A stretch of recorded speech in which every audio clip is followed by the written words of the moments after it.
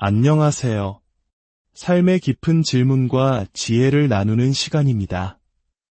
우리 모두는 살아가면서 한 번쯤은 이런 질문을 던져보게 됩니다.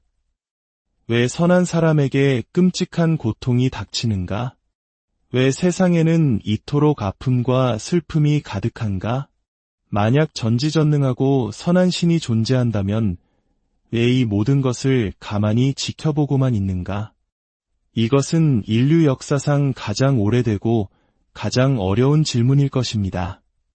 오늘 우리는 이 무거운 주제를 외면하지 않고 이성과 신앙의 눈으로 깊이 탐구해 보고자 합니다. 옥스퍼드 대학교의 저명한 수학자이자 수많은 지성인들과 신앙의 대화를 나눠온 존 레녹스 교수의 강연을 통해 고통으로 가득한 이 세상 속에서 하나님은 어디에 계시는지 그 의미를 함께 찾아가 보겠습니다. 본격적인 이야기에 앞서 이 채널의 콘텐츠가 당신의 마음에 울림을 준다면 구독과 좋아요로 저희의 여정을 응원해 주시길 부탁드립니다. 당신의 작은 참여가 더 많은 이들에게 위로와 희망의 메시지를 전하는 빛이 될 것입니다. 이야기를 듣는 모든 순간 당신의 삶에 하나님의 은혜와 평강이 가득하기를 기도합니다. 여러분, 우리 각자는 인생이라는 여정 속에서 때로는 이해할 수 없는 고통과 마주하게 됩니다.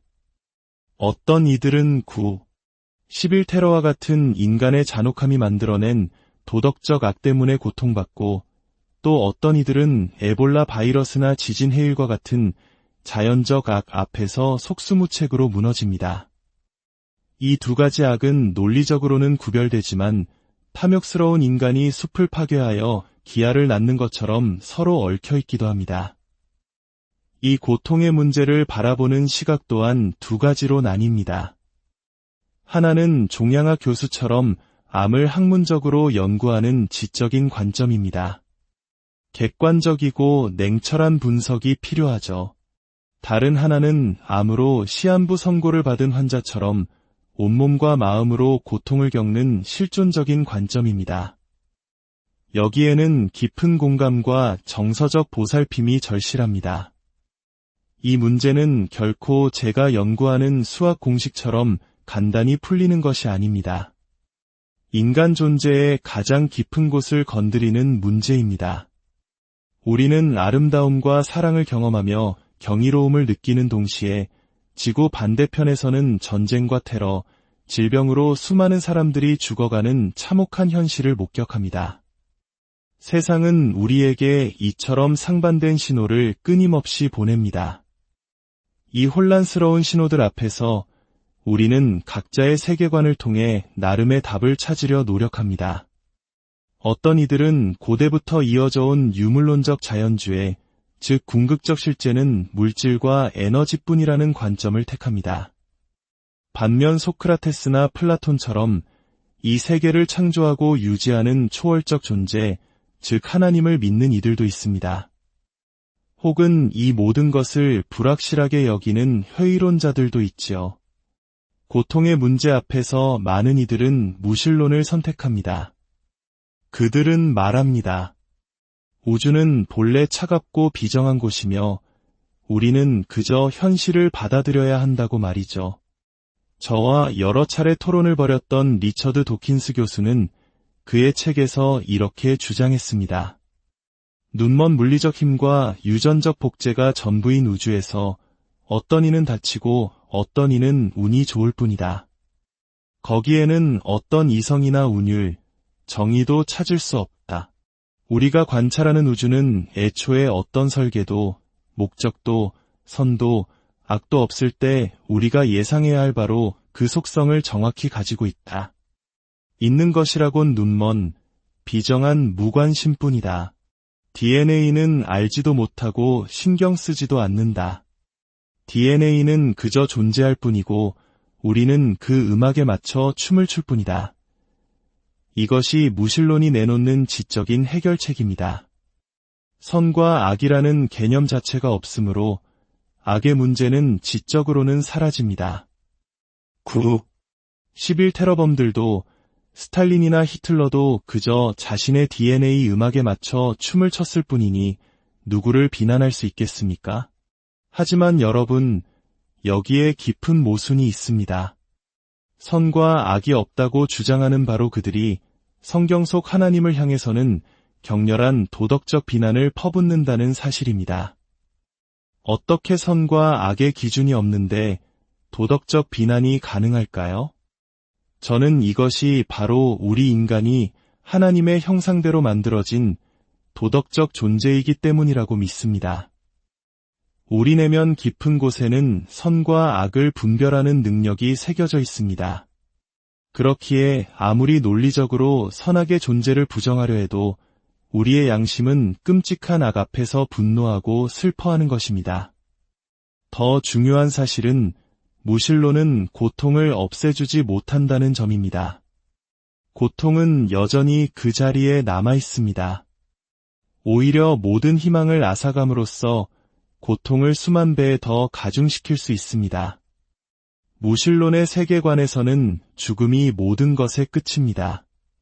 억울하게 희생된 사람들에게는 어떤 보상도 정의의 회복도 없습니다. 그저 허무할 뿐입니다. 저는 9.11 테러 추모 현장에서 희생자들의 이름이 몇 시간이고 불리는 것을 들은 적이 있습니다. 놀랍게도 그 끔찍한 비극 앞에서 하나님의 부재를 외치는 목소리는 거의 들리지 않았습니다. 오히려 수많은 유가족들은 하나님을 향한 믿음을 고백하며 서로를 위로했습니다. 아빠, 생일 축하해요. 라고 말하며 마치 아버지가 여전히 살아있는 것처럼 이야기하는 아이들의 모습은 가슴 아팠지만 동시에 고통이 인간을 하나님에게서 멀어지게만 하는 것은 아니라는 사실을 보여주었습니다. 그렇다면 신앙인에게는 고통의 문제가 쉬울까요? 결코 그렇지 않습니다. 고대 철학자 에피쿠로스는 이렇게 물었습니다. 신은 악을 막을 의지는 있으나 능력이 없는가? 그렇다면 그는 무능하다.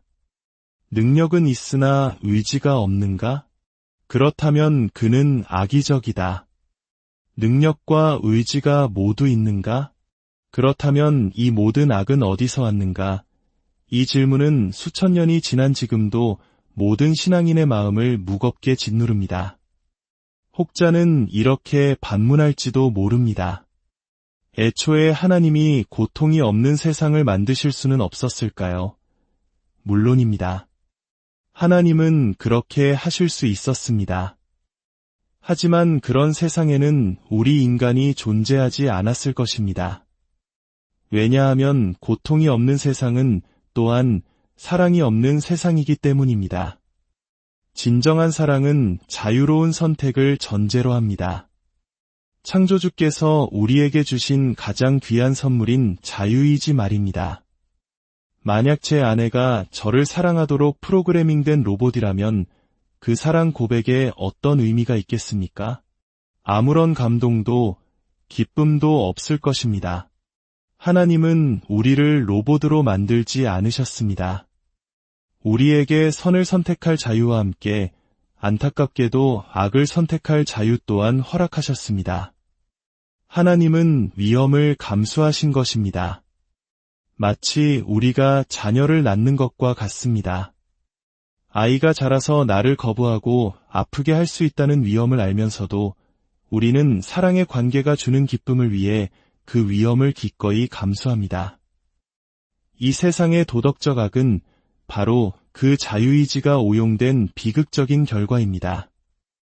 그렇다면 질병이나 재해와 같은 자연적 악은 어떻게 설명해야 할까요? 왜 내 살배기 아이가 뇌종양으로 죽어가야만 할까요? 왜 사랑하는 어머니가 치매로 가족도 하나님도 잊어버려야 할까요? C.S. 루이스는 고통은 기먹은 세상을 향해 외치시는 하나님의 확성기라고 말했지만 이런 끔찍하고 무의미해 보이는 고통 앞에서는 그 말조차 잔인하게 들릴 뿐입니다. 맞습니다. 이런 경우 고통은 확성기가 아니라 끔찍한 비극일 뿐입니다. 저 또한 그 사실을 인정합니다. 이런 문제에 대한 쉽고 간단한 해답은 존재하지 않습니다. 만약 제가 그런 답이 있는 것처럼 말한다면 그것은 고통받는 이들을 모욕하는 행위일 것입니다. 그렇다면 우리는 어디에서 답을 찾아야 할까요? 저는 이제 질문을 바꿔야 한다고 생각합니다. 왜 하나님은 고통을 허락하시는가? 라는 질문에서 그럼에도 불구하고 우리가 이 모든 고통의 문제를 가지고 나아가 신뢰할 만한 하나님이라는 증거가 있는가? 라는 질문으로 말입니다. 제가 기독교인으로 남아있는 가장 근본적인 이유는 기독교 신앙의 가장 중심에 십자가가 있기 때문입니다. 십자가는 하나님께서 인간의 고통을 멀리서 방관하지 않으시고 친히 인간의 몸을 입고 이 땅에 오셔서 우리의 고통 속으로 들어오셨다는 가장 강력한 증거입니다. 하나님 자신이 인간의 손에 의해 가장 끔찍한 고통을 당하시고 죽으셨습니다. 이것은 적어도 하나님께서 우리의 고통을 이해하신다는 것을 보여줍니다.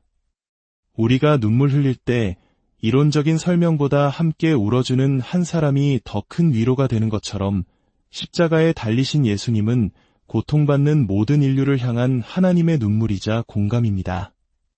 하지만 이야기는 여기서 끝나지 않습니다. 만약 십자가가 끝이었다면 그것은 비극으로 끝난 또 하나의 슬픈 이야기에 불과했을 것입니다. 기독교 신앙의 핵심은 그 십자가에서 죽으셨던 예수 그리스도께서 죽음을 이기시고 사흘 만에 부활하셨다는 사실에 있습니다. 부활은 이 세상에 완전히 새로운 가능성을 열어주었습니다. 첫째, 그것은 최종적인 정의가 실현될 것이라는 약속입니다. 테러리스트들도 독재자들도 다른 이에게 끔찍한 상처를 준 그 누구도 결코 마지막 심판을 피할 수 없습니다. 우리의 양심이 악을 향해 분노하는 것이 결코 헛된 망상이 아님을 부활이 보증합니다. 둘째, 부활은 궁극적인 보상과 회복에 대한 희망입니다. 뇌종양으로 짧은 생을 마감한 어린아이, 평생을 고통 속에서 살다 간 사람들, 저는 감히 이렇게 믿습니다. 만약 우리가 마지막 날에 하나님께서 그들을 위해 예비하신 것을 볼 수만 있다면 우리의 모든 질문은 침묵하게 될 것이라고 말입니다. 제 조카딸은 22살의 나이에 뇌종양으로 세상을 떠났습니다. 저는 죽음을 앞둔 그녀의 곁을 지켰습니다. 육신은 점점 쇠약해졌지만 하나님을 향한 그녀의 신뢰와 평안한 날이 갈수록 더욱 깊어졌습니다. 그녀는 자신이 어디로 가는지 알았기 때문입니다. 그녀에게는 부활의 소망이 있었습니다. 이것이 바로 무신론이 결코 줄 수 없는 희망입니다. 무신론의 끝은 허무이지만 기독교 신앙이 약속하는 끝은 완전한 회복입니다. 어떤 분들은 제가 너무 확신에 차 있다고 생각하실지 모릅니다. 어떻게 그 사실을 그렇게 확신할 수 있냐고요. 저의 확신은 수학 공식처럼 증명된 지식에서 오는 것이 아닙니다. 그것은 인격적인 관계에서 오는 확신입니다. 제가 46년간 함께 살아온 아내가 저를 사랑한다는 것을 확신하는 것처럼 말입니다. 그 확신은 제 자신에게서 비롯된 것이 아니라 저를 위해 십자가를 지시고 부활하신 예수 그리스도 그분 자신에게서 오는 것입니다. 기독교 신앙은 수많은 종교들처럼 인간의 노력이나 공로로 구원에 이르는 시스템이 아닙니다. 만약 그렇다면 누구도 확신을 가질 수 없겠지요. 기독교 신앙의 본질은 우리가 무언가를 해서 하나님의 사랑을 얻어내는 것이 아니라 이미 우리에게 주어진 하나님의 무조건적인 사랑과 용서를 믿음으로 받아들이는 것입니다. 저는 하나님께 인정받기 위해 이런 활동을 하는 것이 아닙니다. 이미 그분의 자녀로 인정받았고 그 사랑에 감사하기에 이 일을 하는 것입니다. 오늘 우리는 인류의 가장 아픈 질문, 고통의 문제를 마주했습니다. 기독교 신앙은 고통이 왜 존재하는지에 대한 명쾌한 철학적 답변을 제공하지 않을 수도 있습니다. 하지만 그 대신 고통의 한복판으로 친히 찾아오셔서 우리와 함께 아파하시는 하나님을 보여줍니다. 그리고 죽음을 이기신 부활의 능력으로 모든 눈물을 닦아주시고 모든 것을 새롭게 하실 마지막 날의 영광스러운 희망을 약속합니다. 지금 이 순간 당신의 삶에 찾아온 이해할 수 없는 고통 앞에서 차가운 이론이 아닌 당신의 손을 붙드시는 따뜻한 하나님을 만나시기를 기도합니다. 그리고 어두운 터널의 끝에 비치는 저 희미한 빛, 십자가와 부활이 주는 소망을 발견하시기를 간절히 바랍니다. 이 이야기가 당신의 마음에 작은 위로와 희망의 씨앗이 되었다면 구독과 좋아요를 통해 더 많은 분들과 이 메시지를 나누는 여정에 동참해 주십시오. 당신의 삶에 하나님의 위로와 평강이 늘 함께하시